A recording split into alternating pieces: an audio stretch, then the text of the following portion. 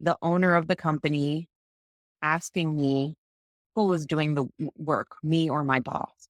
And I felt like I was put in a corner and I didn't know what the implications of answering this question were.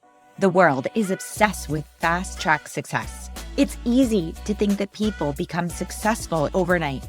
But let's face it, more often than not, what we see on social media is total BS. I'm here to look past the perception of perfect success and focus on life's detours, perceived mistakes, and even wrong choices, and understand the real road traveled up the career ladder.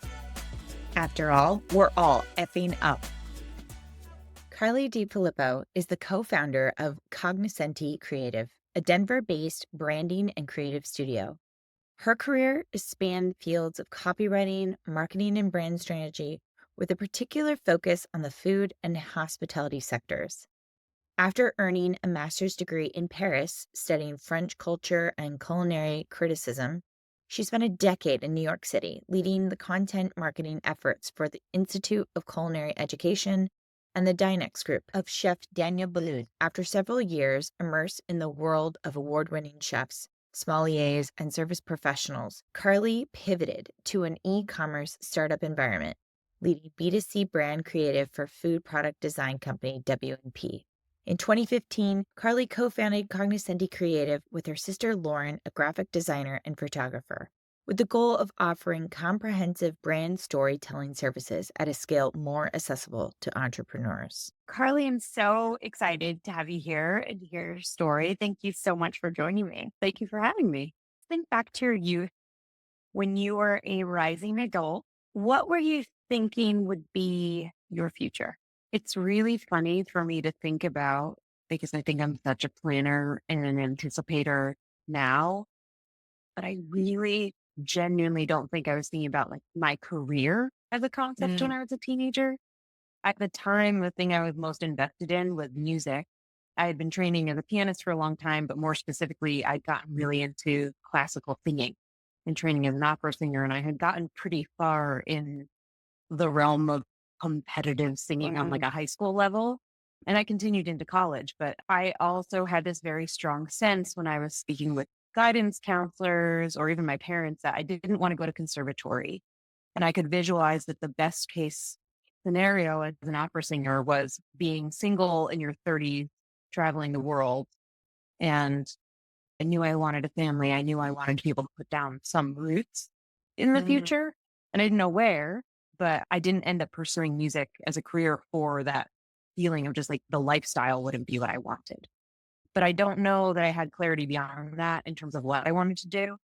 I had two parents who liked their jobs, which I feel like is a tough starting point because my dad was in marketing for a bunch of different companies, but he really liked what he did. And my mom was like a serial creative entrepreneur and oil painter who owned a very successful store, who was a florist, who helped her friends flip houses. She just did all these very cool things and was good at all of them. No. So I had an expectation that I should like my career, but I didn't know what it was going to be yet. Do you feel like that put undue pressure on you? Not as a teenager, but certainly in the beginning of my career when I wasn't very happy yet. I want to double click on what I'm going to summarize as you foregoing your musical upbringing and moving right along. It sounds easy breezy, but I have to imagine there were emotions attached to that. How did that feel? Giving it up certainly wasn't easy. I think the thing that saved me was I was singing pretty competitively all the way through college. But then right after college, I went to grad school abroad and my life changed so dramatically at that point that it made it easier to leave my prior life behind just because I changed everything all at once. So it wasn't like I was living in the same city or I hadn't gone home to my parents' house. I just literally moved to another country. So the fact that everything was different didn't feel as odd. Did anything rise up to the surface for you years later? Yeah, I hadn't thought about that. Why did I give that up? Like, where could I be now? Do you mean like the impulsive purchase of a piano during COVID?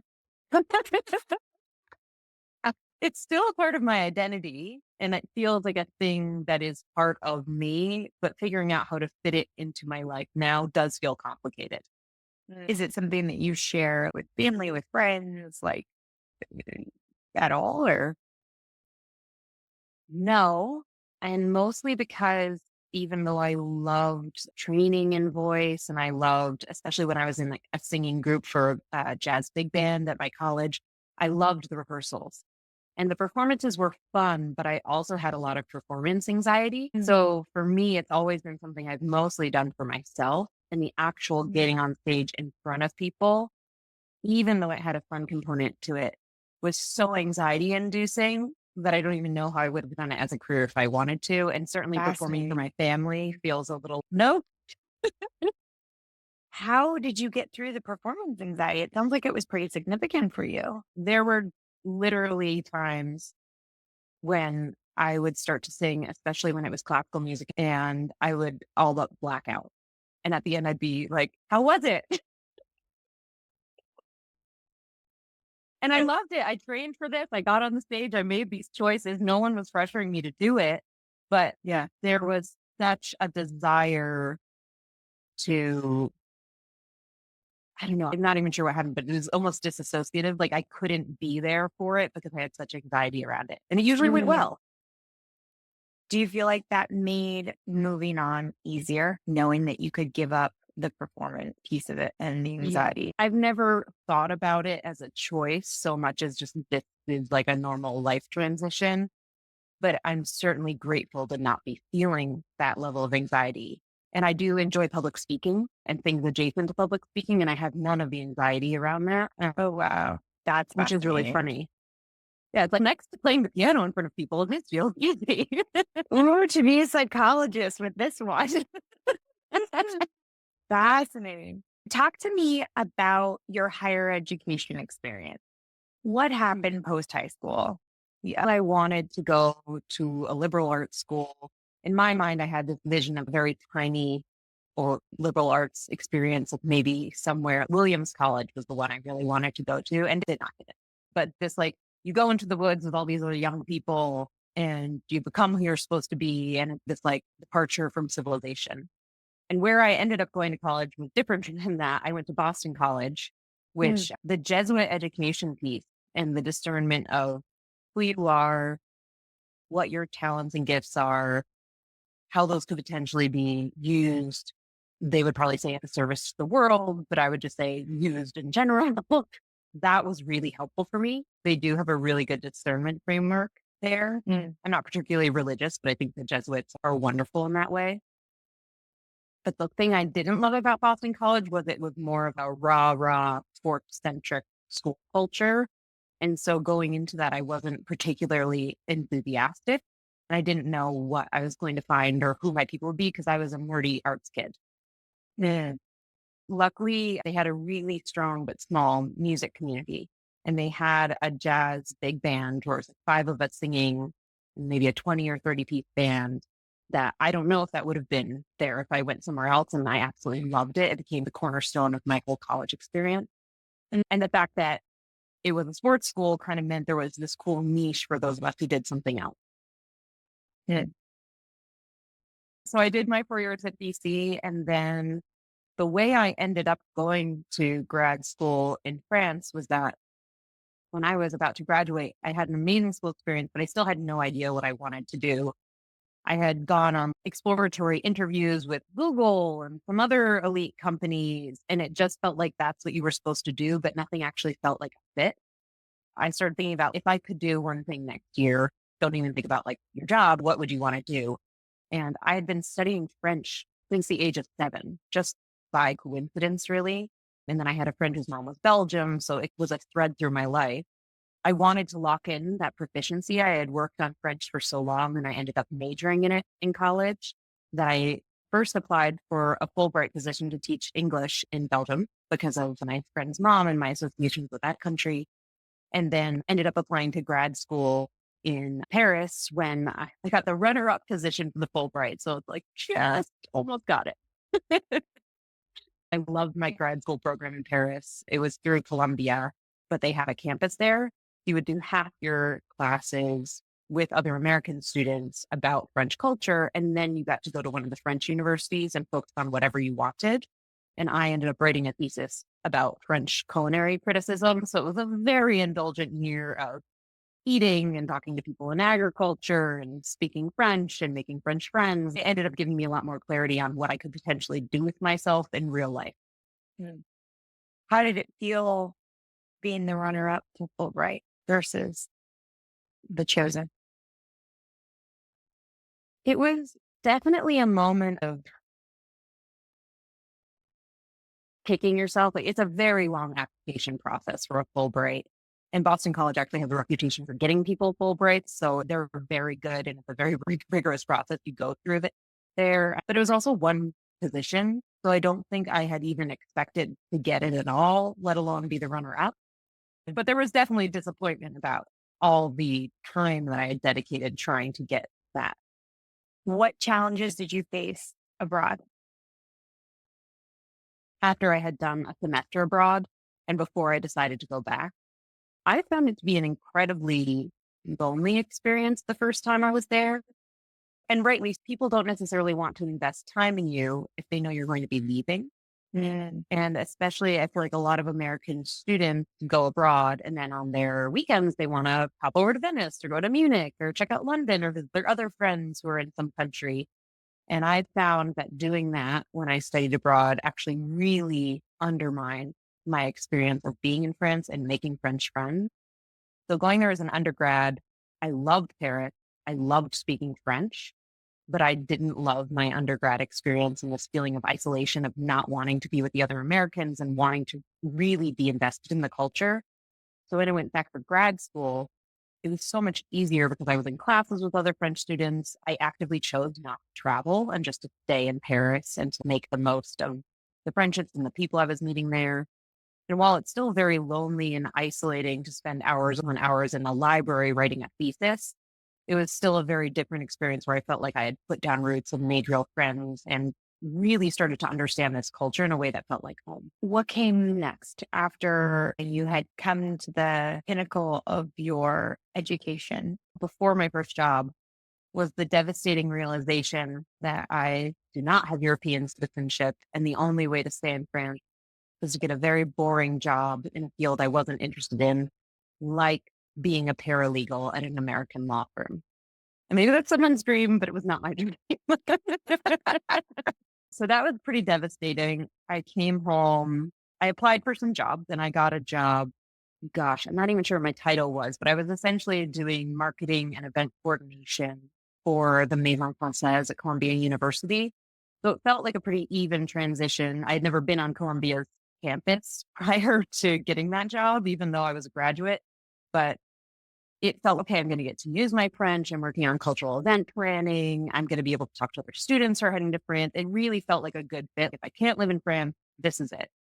And I made friends with a bunch of French graduate students, which was nice. But something I have learned about some places in academia is they can be quite stuck in the past. And the Maison Francaise de Columbia, at least at the time, the programming felt like it was for older expats or people who once studied in France who lived on the Upper West Side. And it was this kind of Paris in black and white movie romanticism version of programming. Whereas I had lived in real Paris circa 2010, and I wanted to talk to students about what that was like. And it was very diverse, and they have hip hop and graffiti and like all these things that you have in New York City as well. But none of the programming even touched that with a 10-foot pole. How long did you work in that role? I think it was just a year. And I remember my boss being very mad when I left. She took me out to lunch, and I remember her being very stern with me about not liking the fact that I'm leaving. But Why? it just didn't. I think she had this expectation that I was good at my job, and because of that, I would stay. And also that this is a job lots of people would kill for if they have your degree.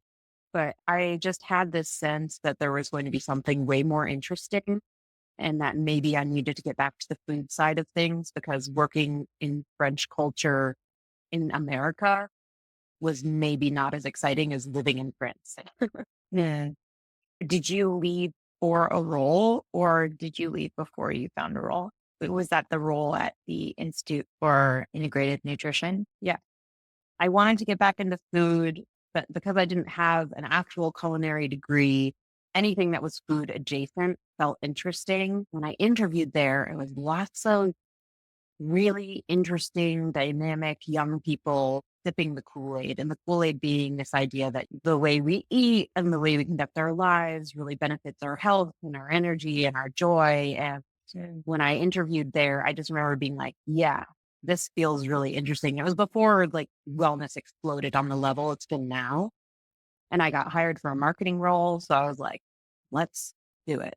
What challenges popped up? Because it sounds pretty great, like a cozy setup. Doesn't it sound great? That was by far the worst job I ever had. I love the curriculum of the program, which we all got to go through. It was on iPods, but it's like really interesting lectures from different health experts and things. But I was hired for a marketing job, and then the school happened to be going through an accreditation process. They asked me to help with that basically on my first day. And it sounded like say yes to it and then you'll land back in marketing sort of situation. But I ended up in the trenches of filling out an accreditation application for at least 6, if not 9 months. It was a long time. And it was me and one other girl who had graduated from an Ivy League school. And they just said, "You're the smart kids. Let's throw them at this." And there was very little oversight. And I felt very self-directed in what I was supposed to be doing. Other than that, we were bending the rules a little bit and trying to shove a square peg into a round hole. And it felt legalese in a way that like young 20-year-olds shouldn't be handling. I was very depressed about the fact that I was not working in marketing. I was doing a lot of writing that read professionally, but I felt stuck because I had just left this other job. I didn't feel like I could leave again.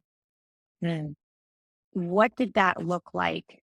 How did it manifest for you physically when you left the workplace and went to wherever you lived at night or when you were with your friends or your family? I spent a lot of time at a gym that I really couldn't afford called Equinox. I'm sure lots of people are familiar. Been there. Paid for a very expensive gym membership and definitely got my value out of it. But it was that experience of leaving on the dot.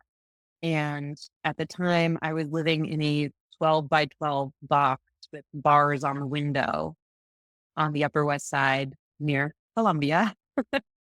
And it just felt like a very isolated existence. I met some people who I liked at work, but most of our relationship was commiserating how the experience wasn't what we had expected.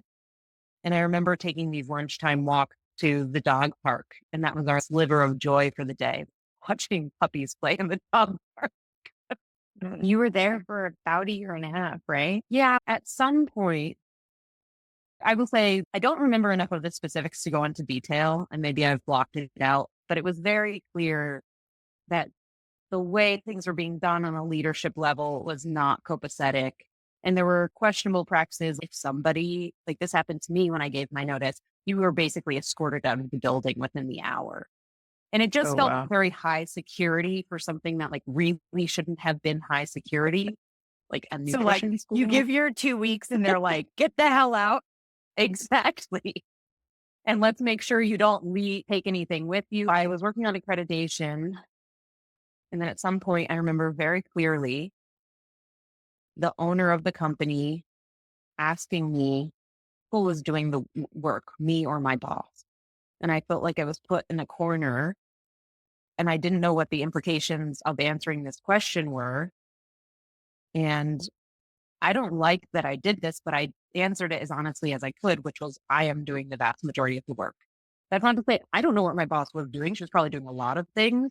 But in terms of that particular project, I was really doing the vast majority of the work. And as it turned out, they took that as an excuse to fire my boss. And I somehow in all of that was able to leverage my way into getting a position writing for the blog team and becoming the blog editor because I'd proved myself as a writer. But in that conversation, I very clearly pointed out to them, you hired me for marketing. Like I've been working on this accreditation process for way longer than I ever would have signed up for. Like I need to be moved into a marketing role at this point because I now know everything about this company inside and out from filling out this form. and I don't even want to know this level of detail about this company, and I need to work in marketing. But because I had all of these kind of icky feelings about the way the company was run and the way employees were treated, it was still miserable, even though I was doing like the fun blogging job. Did your boss that got fired know how that came to be? I still to this day don't know. I saw her after that point, and she seemed very happy to not be working there anymore.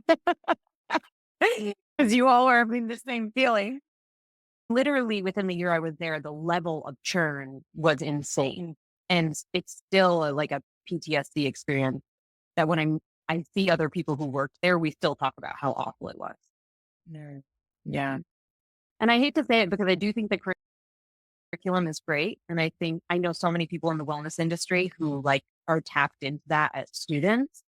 And I think that was probably a very different experience, but working at the school was an entirely different thing. You moved into this other role. Did things change significantly?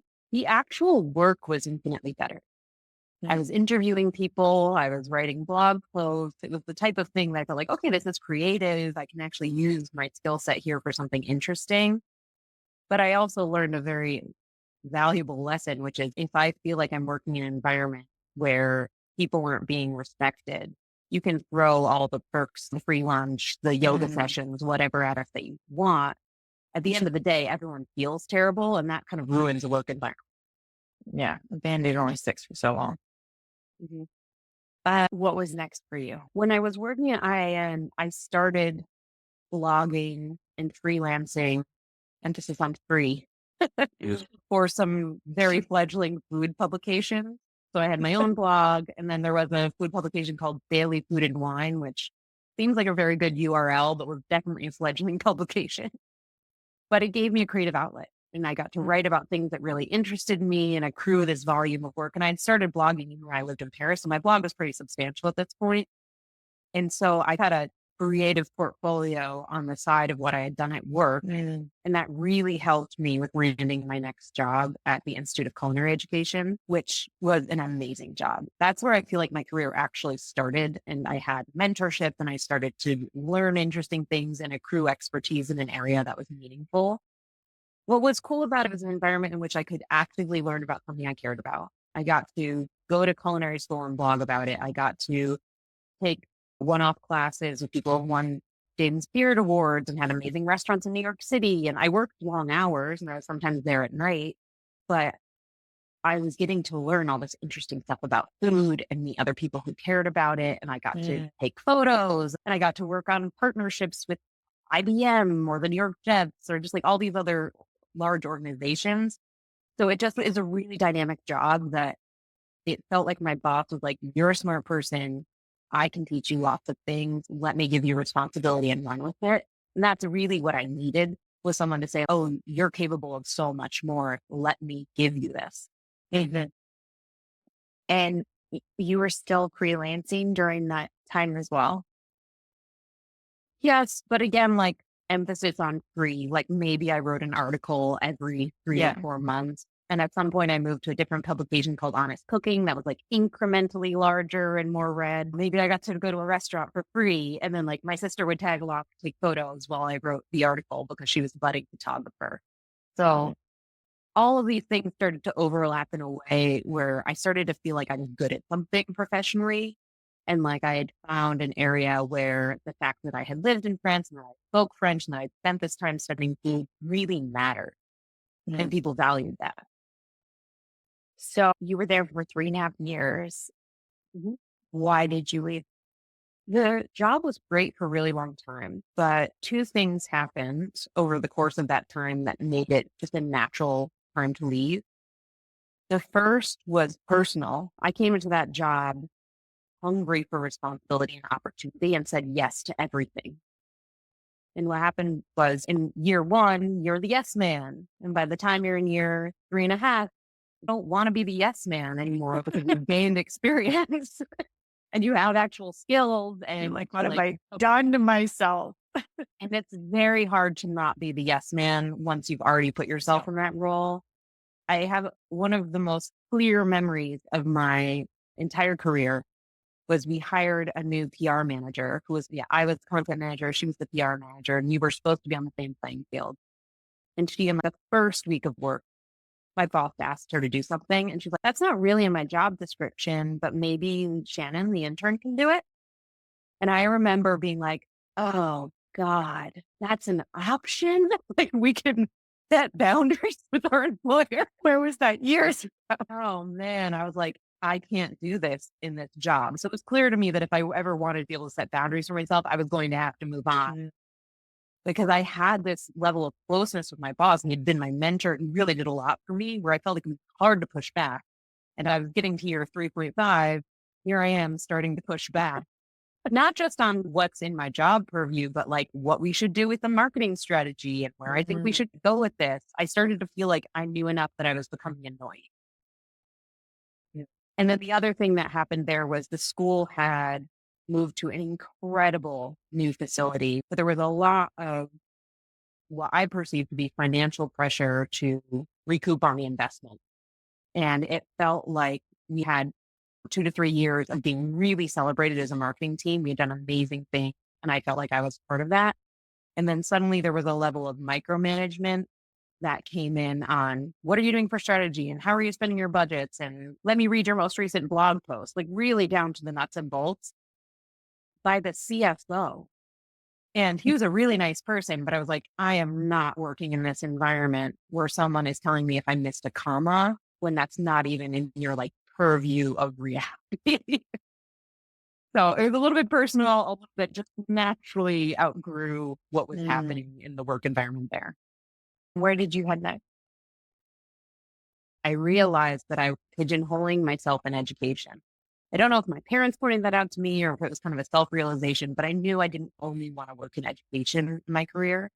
So I started to look at restaurant groups and other areas where I could lean more into the professional side of food. And an opportunity came up in Daniel Boulud's restaurant group, one of the most celebrated French chefs in New York City.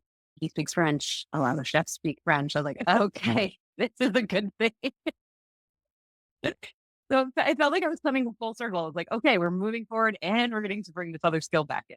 So that was an amazing opportunity. Ironically, the owner of the Institute of Culinary Education, his family is, if not the primary, one of the most significant investors in Danielle's restaurants over the years.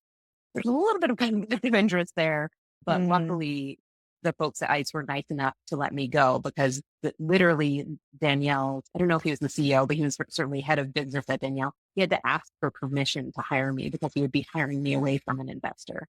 Because of the conflict of interest. Yeah. Oh, wow. It worked out well for me. Yeah, they were very nice about it in the end.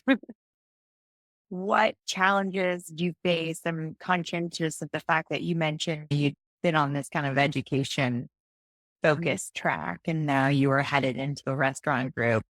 So what came with that transition?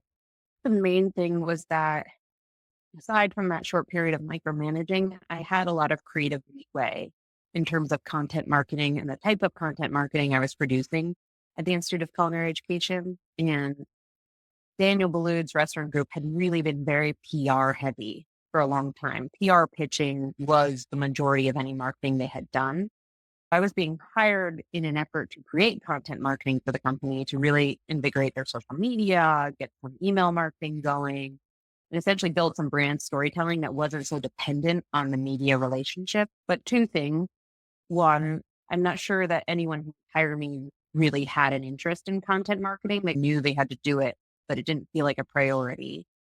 And also Danielle himself, who really is a lovely person, I have to say, like it was a joy to work with him, but he's very PR focused and he has these longstanding media relationships. So again, it felt like because there was such a history of PR, I ended up doing a lot of PR work, and I knew from an internship I had done in college that I didn't PR.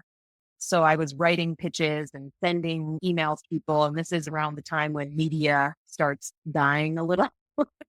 So really hard to land any of your pitches anywhere. Luckily, Daniel was very well known, so we have that going for us. But I just felt like I wasn't doing the type of work I really should be doing. And again, I just switched to roles. So now I have to stay here for a while because I had strategically made this move to shift my resume in a very specific direction. What made you feel who told you had to stay for a while? I think it was a little bit self-imposed, but also definitely family. My sister had worked as a recruiter, so she felt like a pretty official authority on the topic. And it was also because finding a role in food that would align me with people who were in a certain echelon of that stratosphere was also not easy. Like these are really coveted jobs for people who did what I did. And so even though the work I was doing was not really what I wanted to do, my time spent with the chefs and the sommeliers and the general managers of these restaurants was incredible. Like it was like getting a master's degree in fine dining, restaurant operations. It was incredibly fascinating. So I loved that aspect of the job. And that's what really kept me going, even though the work that I was putting out into the world, it always just felt depressing to send a PR pitch for an article that ultimately I felt like I would probably care about more and write better than the person I was pitching. Mm, interesting. Did you get to partake in the dining as well? For sure, they are very generous. You do get discounts at the restaurants, but also part of my job, and this was really fun, was it was either, I think it was quarterly, the restaurant menus would change. And so I'd go into each of the restaurants and meet with the chefs and take You were the photos of the new synthetic. dishes. And I got to eat these dishes. That's amazing. Or sometimes I'd go to a press dinner and I'd be helping host the members of the press. I remember very specifically meeting some of the people I considered to be the best writers in food and sitting with them next to them at dinner. It wasn't always like the most exciting experience because I'm like, you think I'm like a completely replaceable little PR girl. You don't realize that I've read everything you've ever written with a fine tooth comb because I'm a writer too. But it never felt like I could have that conversation or that they care, quite frankly. Let's dive into that. So is that imposter syndrome talking, or is that how you feel like they approached you? I think it's a little of both, but also like New York City, even when people are nice, is a pretty cutthroat place. Even the furthest I got in my career in New York City, where I was invited into the room and I was on the guest list and I was with the people that I thought I wanted to be with professionally, it still felt like you get into that room and people are still sizing you up and wondering whether you're worth 5 minutes of their time. Mm, So I think no matter who you are in New York, unless you're really well established and people actually know your name, like that's the experience. yeah. And I've always just been a very earnest person. And like my friends in New York would make fun of me for it. And so there's a people pleasing side of me that I was trying to make people feel comfortable and make them feel respected. And I knew it wasn't my job to let them know how much I knew, Mm. even though I can pronounce this dish. I can tell you the history of this dish. I know everything about this dish and you do not, but I'm not allowed to tell you anything but like the very first details that will inform your press piece. Yeah. You're also probably more humble than that. You're not a flaunter. Maybe I wouldn't say humble is my number one attribute. I think I just know that I can't, I feel like I'm going to mispronounce his name, but he's such a good food writer. Jeff, I think it's Gordonier from Esquire at the time. He's now Mm, moved on, but I remember sitting next to him at a press dinner and being like, wow, this guy really knows how to write. He thinks I'm just a random marketing girl. Great. He actually follows me on Instagram right now and occasionally likes things I post, which I no find weird. kidding. I don't know Look at how you. that actually happened. Full circle. You were there for just over a year and a half. Mhm. What made you leave? When I interviewed at Danielle, I knew during those interviews that there was something going on in kind of the main office in the marketing department.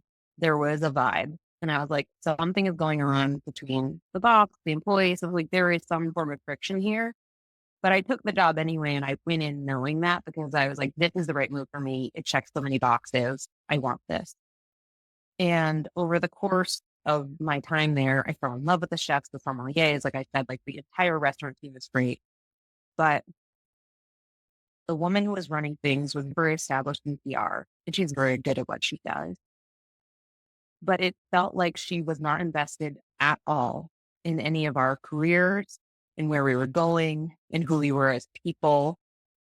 She would take credit for our work because she felt like that was her job, which she tells us things to do, and then she takes credit for them with Danielle. And so it felt like we were these interchangeable marketing cogs, and none of us were getting the respect we wanted. We all resented the working environment.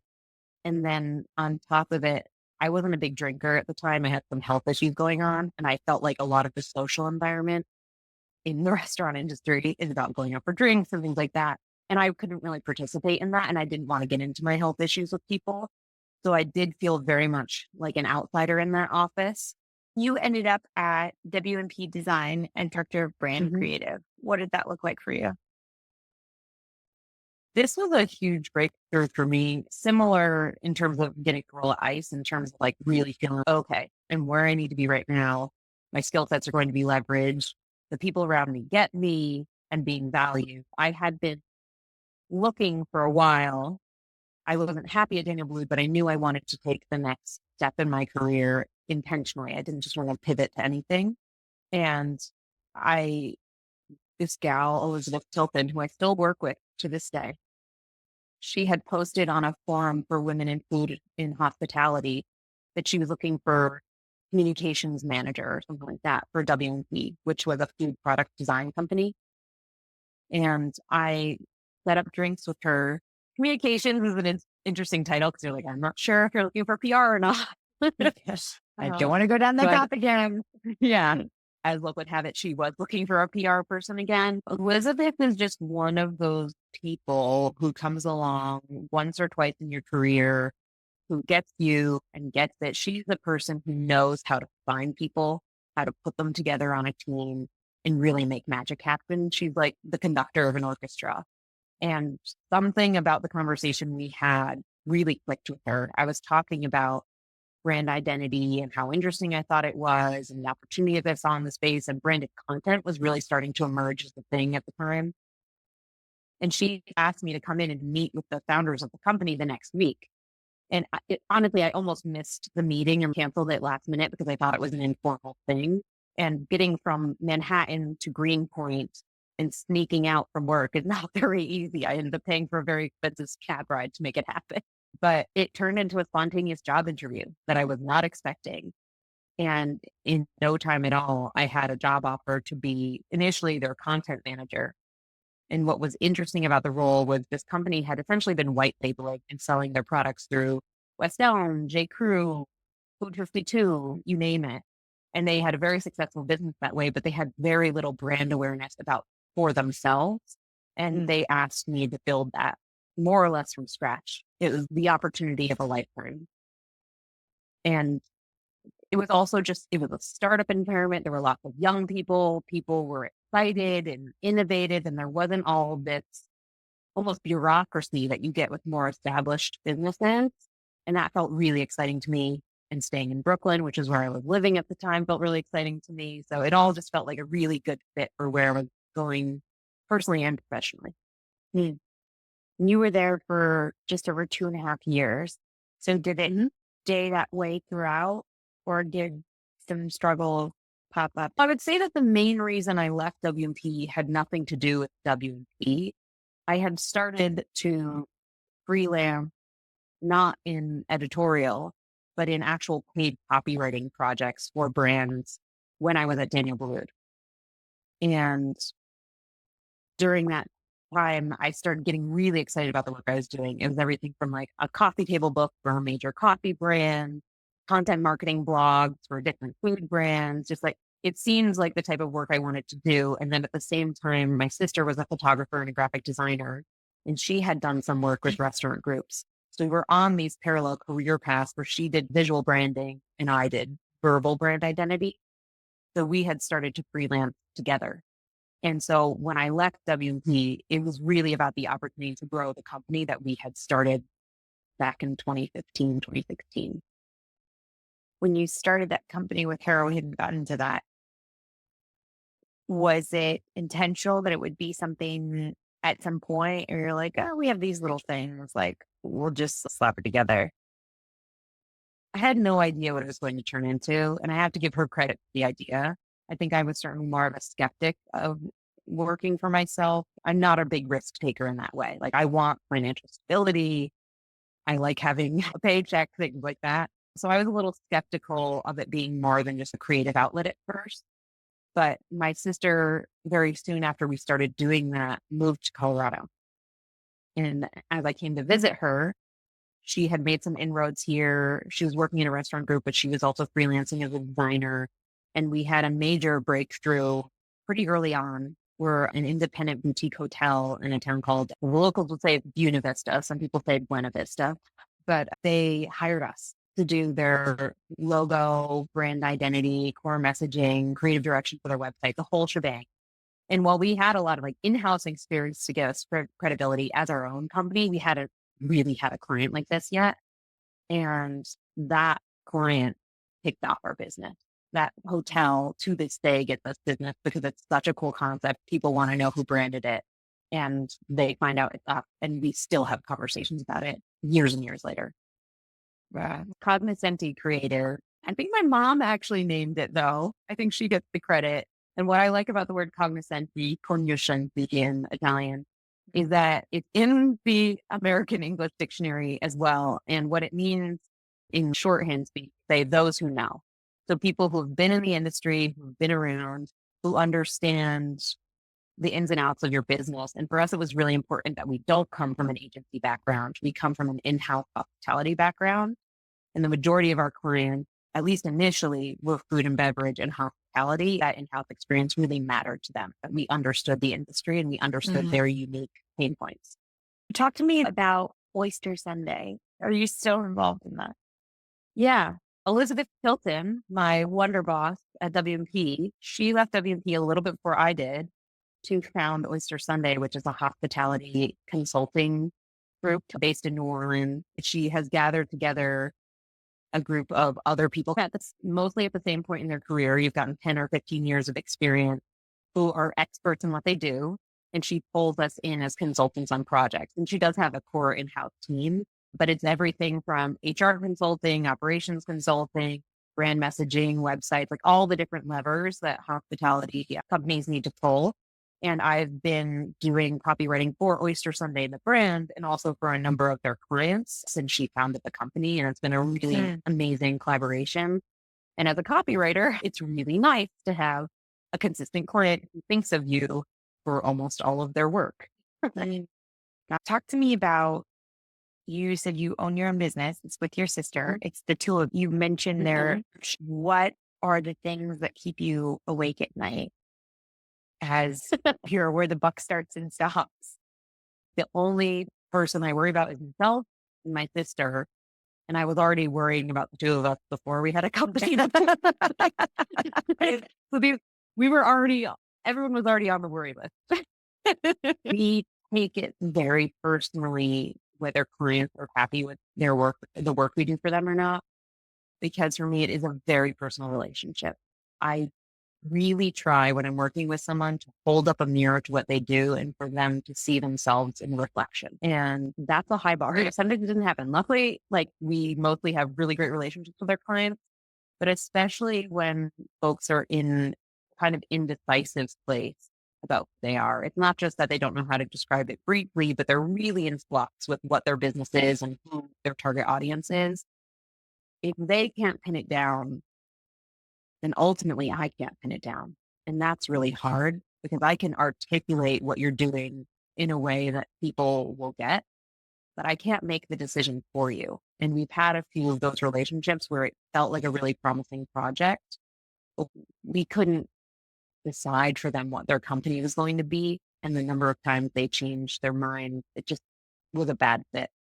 And that will, I'll be mulling over for days at a time. Like, how do we fix this? How can we make it better? How can we salvage the project? Because it does feel like a personal relationship at that point. Does that feel like failure? Yes, it definitely does. And it feels like a dual failure on our part to not identify the red flags early on that this person isn't actually in the place where our services are appropriate.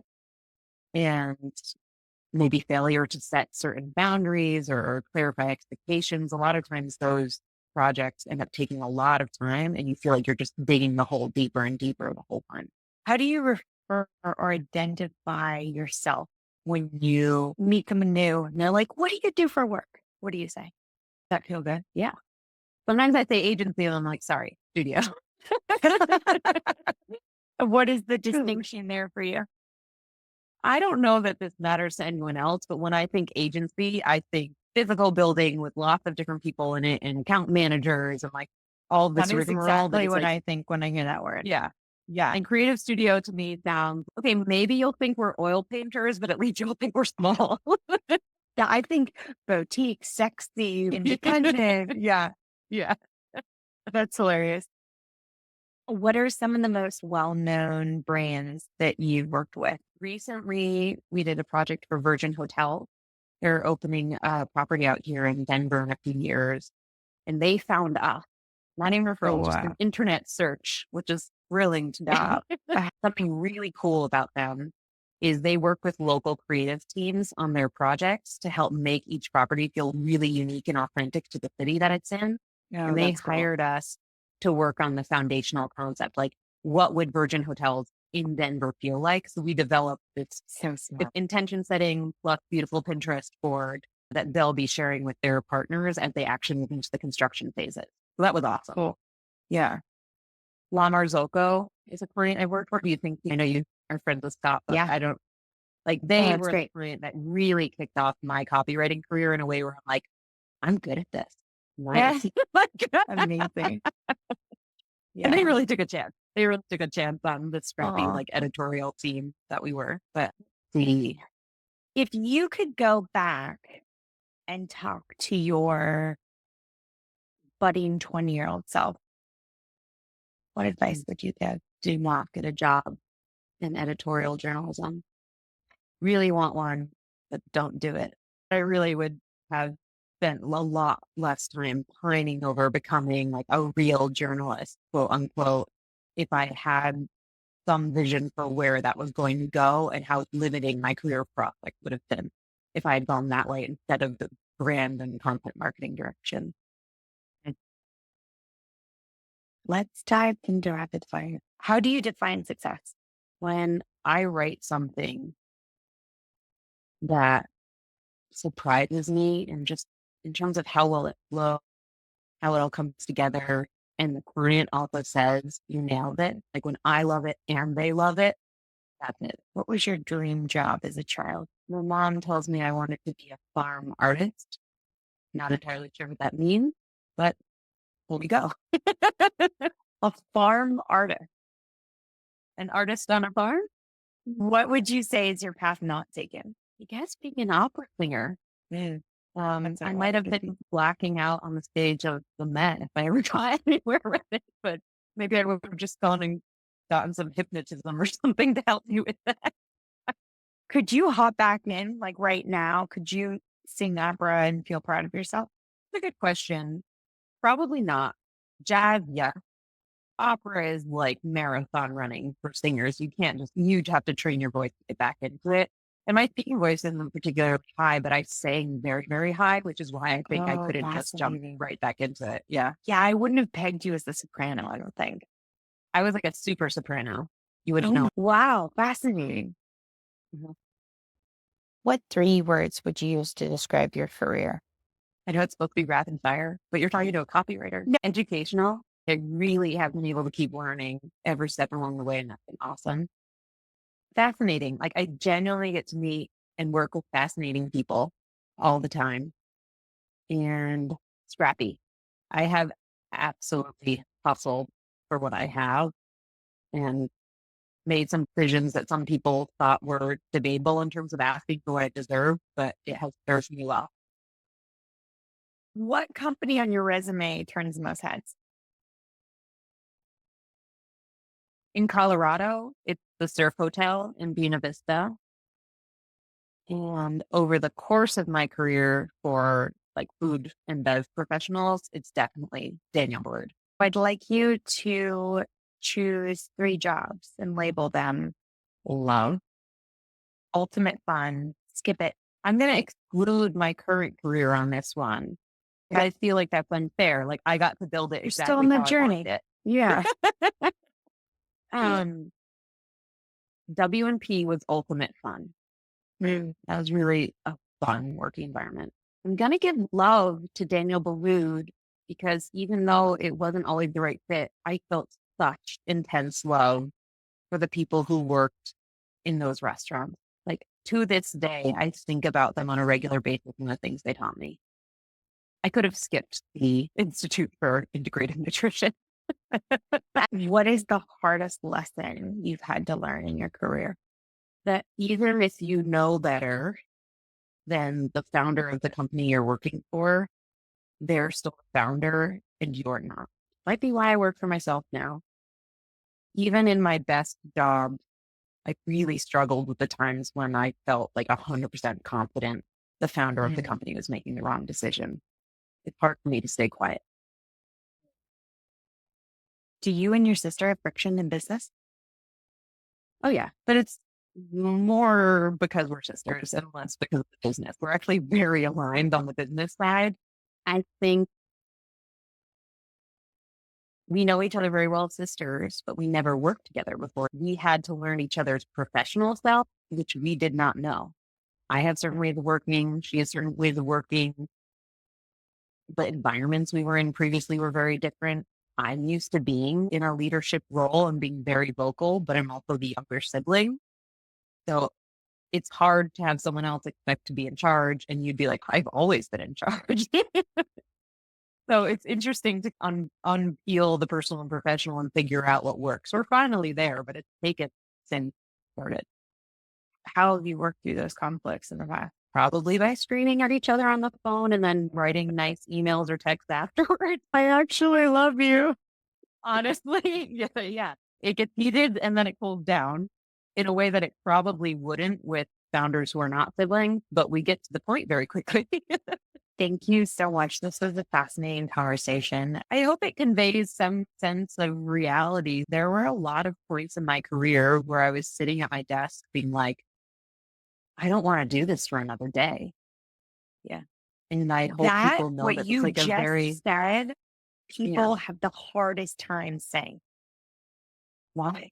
We're so trained, it's so ingrained in us that you can't admit that because that would mean you're not going to be successful. Oh my God. No, I feel like it's so important in an era of Instagramification for people to understand that you have to take jobs that sound like a good idea and turn out to be terrible to figure out what is your terrible and what actually makes you happy.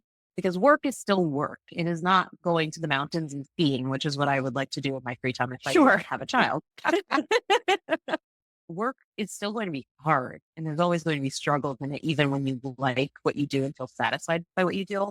But this expectation that early in your career, you should be in a place that's comfortable and feels good and where you feel valued, probably not realistic. And if that's what you're expecting, you're going to be even unhappier. If you just know you will be unhappy and it is part of the process, it makes it a lot easier because, like I said, my parents both had careers they loved. I don't know what it was like for them in their very earliest moments of their careers. We've never talked about that. But for me, I knew it's possible to love your career. And the fact that I didn't made me feel like there was something wrong with me emotionally, that I couldn't be satisfied, that I was too picky, or that I wasn't able to be realistic. It made me feel really badly about myself that I had these jobs that I knew other people would really want, at least on paper, and they made me so unhappy. Yeah, they look at you and they go, what's the problem? I know. And that is my reality to a T. There were peaks and valleys, but I remember having this amazing paying job. I was bored to tears, like bored to tears when I thought my career was over. And I would just cry every day and feel like I was going nowhere. I didn't slow down. You're 25, you know, you've got to earn your stripes. And it's horrible here. For someone that's just been laid off or fired, they're thinking, oh my God, this is it. But think of what's next. You have to realize that actually these things happen for a reason, but you don't realize that until someone like you or me goes through the journey. And we can look back and be like, obviously that was all meant to be. And it actually gave me the fortitude to do X, Y, Z. We know about the journey, that it's actually a journey, but we don't train up our youth to realize it's a journey. With the Instagram, like you were talking about, how we portray things on social, it's like, you've got to be successful overnight. It must be sexy and everyone's doing it. That's why it's really not a proud point for me. But I feel like the reason I told the story about the owner of the nutrition school asking me whether my boss or I was doing the work, it wasn't to make him look bad. It was to explain that I was in a tricky situation and I don't know if I made the right choice, because there was no good choice to make in that situation. Yeah, you were damned if you do, damned if you don't. I feel like people need to know that like that type of stuff is just going to happen. And sometimes there's no best way to deal with it. Again, Carly, thank you so much. This was great. Thank you. Take care. Thank you for listening to today's episode of Effing Up. I'm your host, Deanne Reiner. If you enjoyed today's episode and you'd like to help support the podcast, please subscribe on the platform you use to listen to podcasts. Share Effing Up with others, post about it on social media, and or leave a rating and review. Until next time, count your perceived failures as part of your path to success. After all, we're all effing up.